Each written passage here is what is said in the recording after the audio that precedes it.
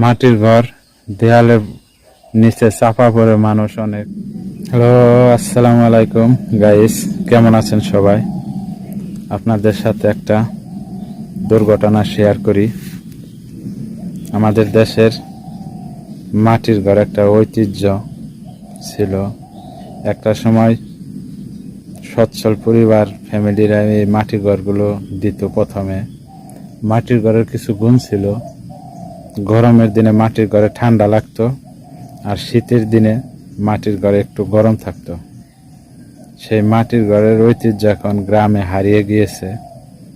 তার ধারাবাহিকতায় আমার বড় চাচার বাড়িতে একটা এখনো মাটির ঘর ছিল, কিন্তু মাটির ঘরটি অতিবৃষ্টির কারণে না ইন্দুরে মাটি খনন করার কারণে এই মাটির ঘরটি এক সাইড থেকে এরকম পড়ে গেছে।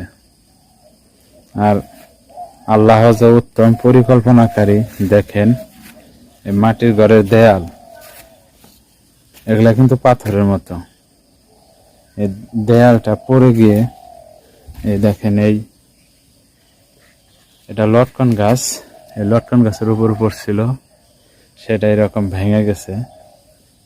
কিন্তু দেখেন আল্লাহর কি পরিকল্পনা, মাটির ঘরের দেয়াল কিন্তু ঘরের ভিতরের দিকে পড়েনি, ঘরের বাহিরের দিকে পড়ছে। আর অতীতে এরকম অনেক রেকর্ড আছে যে মাটির ঘর, দেয়ালের নিচে চাপা পড়ে মানুষ অনেক দুর্ঘটনা ঘটছে। অতীতে এরকম অনেক রেকর্ড আছে। তো আল্লাহ উত্তম পরিকল্পনাকারী, দেয়ালটা বাহিরে পড়ার কারণে, আর রাত্রের বেলা পড়ছে, ঘরে মানুষ ছিল না, কোনো ক্ষয়ক্ষতি হয়নি, শুধু এই লটকন গাছটাই ভাঙছে।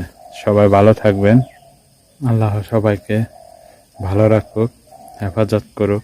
আল্লাহ হাফেজ।